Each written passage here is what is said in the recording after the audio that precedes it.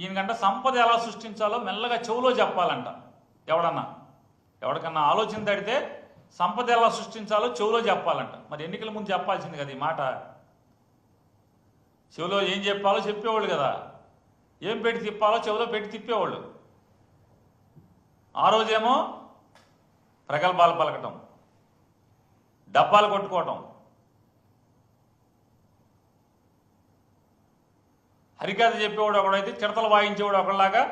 చంద్రబాబు ప్రగల్భాలు పలికితే పక్కనేమో ఓ పక్కేమో కొడుకు, ఓ పక్కేమో పవన్ కళ్యాణ్, ఇద్దరు చిడతలు కొడతారు. ఏమైపోయారు ఇవాళ ఎంత పచ్చిగా బరితెగించారంటే, బరితెగించి ఇవాళ రాజ్యాంగ విరుద్ధంగా అప్పు చేయటం కోసం ఈ జీవోని రిలీజ్ చేయడం జరిగింది. Government of Andhra Pradesh mines and minerals GO MS number 69 dated April 24, 2025 నిన్న ఈ జీవో ఇచ్చారు.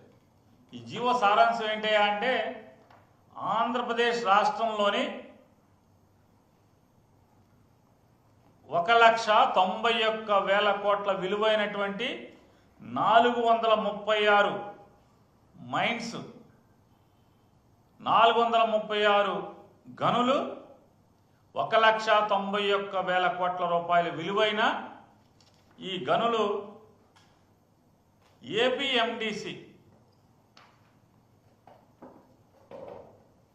ఏపీఎండిసికి దఖలుపరుస్తూ దానిని 9,500 కోట్ల రూపాయలు అప్పు తెచ్చుకుంటానికి ఈ ఆస్తుల ద్వారా అనుమతులు ఇస్తూ